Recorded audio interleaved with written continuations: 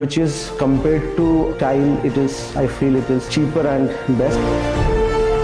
ഞാൻ എൻ്റെ വീടിൻ്റെ ഡിസൈനിങ് പ്ലാനിങ് സ്റ്റേജിൽ തന്നെ വീടിൻ്റെ പ്ലാസ്റ്ററിങ്ങിനെ പറ്റിയും അതുപോലെ ഫ്ലോറിങ്ങിനെ പറ്റി എൻ്റെ ആർക്കിടെക്ട് ശ്യാമുമായിട്ട് ഡിസ്കസ് ചെയ്തപ്പോഴാണ് ശ്യാം കണ്ണീടെ അടുത്ത് കോൺക്രീറ്റിലേക്ക് എന്നെ റെഫർ ചെയ്തത്.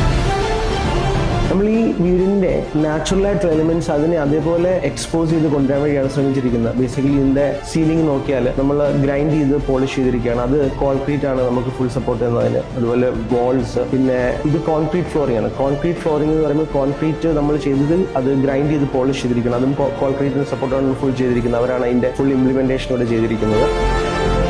അതുപോലെ നമ്മൾ ഈ വീടിന്റെ ഒരു ഇനിഷ്യൽ ഡിസൈൻ ഫേസിൽ ഞാൻ ആദ്യമേ ചോദിച്ചൊരു കാര്യം എൻ്റെ ആർക്കിടെക്റ്റിന്റെ അടുത്ത് ഗ്രീനറി ഫീല് ഇതിനകത്ത് കൊണ്ടുവരണം എന്നുള്ളതാണ് നമ്മൾ ഇനിഷ്യലി പറഞ്ഞിരുന്നൊരു കാര്യം. അത് ഞങ്ങളെ കൊണ്ട് ഒരു 90% മീറ്റ് ചെയ്യാൻ പറ്റിയെന്നാണ് എനിക്ക് തോന്നുന്നത്. അതിന് മെയിൻ ഒരു എലമെന്റ് നമ്മളിവിടെ കൊണ്ടുവന്നത് ഈ കോൺക്രീറ്റിന്റെ ഒരു സിസ്റ്റർ കൺസേൺ ആണ്. അതിനകത്ത് നിന്നൊരു അവരുടെ കുറെ കോട്ട്സ് ആണ്. അത് again it's A different one. എല്ലാം പ്രോപ്പർലി സൂപ്പർവിഷൻ ചെയ്തിട്ടാണ് നമ്മളുടെ ഈ ഒരു ഫിനിഷിലേക്ക് എത്തിയത്. അതൊരു 100% ഒരു ക്വാളിറ്റിയിലാണ് അവർ എനിക്കത് ഡെലിവറി ചെയ്ത് തന്നത്.